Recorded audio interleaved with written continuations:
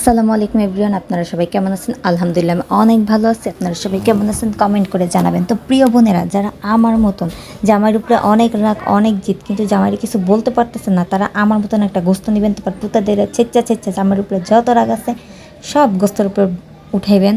উঠানোর পর একটা ছেঁচা মেচা বোতা মোতা বানাই নেবেন, কিন্তু ভুলেও এটারে ভর্তা বানায় না, তাহলে তো জামাইও শেষ, রেসিপিও শেষ।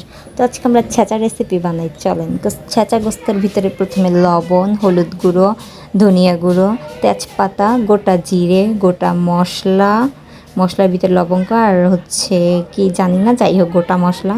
তারপর হচ্ছে আদা রসুন বাটা, তারপরে সরিষার তেল দিয়ে মনের মাধুরী মিশে একটা ডলা দিবেন, 22 ডলা যেমন জামাইরা দেন হেমন একটা গোস্তের ডলা দিয়ে ঝোল দিয়ে ভালো করে কষাই নেবেন।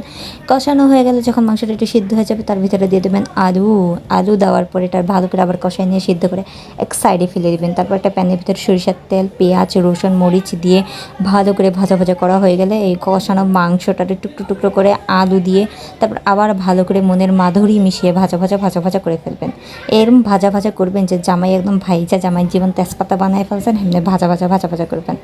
ভাজা করা হয়ে গেলে এক পর্যায়ে শুকনা মরিচ টেলে এটাকে গুঁড়ো করে তার ফাঁকিটা দিয়ে দিবেন। তারপর আবার ভাজা করবেন।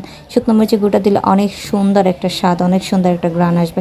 যাই হোক বন্ধুরা, আপনারা কেন আমার ভিডিওটা লাইক করেন না, কমেন্ট করেন না? হ্যাঁ, এত কষ্ট ভিডিও বানাই, লাইক করবেন, কমেন্ট করবেন, সাবস্ক্রাইব করবেন, এত ভিউ কম কেন ভিডিওতে বুঝি না। গোস্তটা যখন ভাজা হয়ে যাবে তখন এটা গরম ভাতের সাথে পরিবেশন করবেন, খাবেন, অনেক মজা লাগবে। অবশ্যই জানাবেন আমার ভিডিওটি আপনাদের কাছে কেমন লেগেছে কমেন্ট করে। আল্লাহ হাফেজ।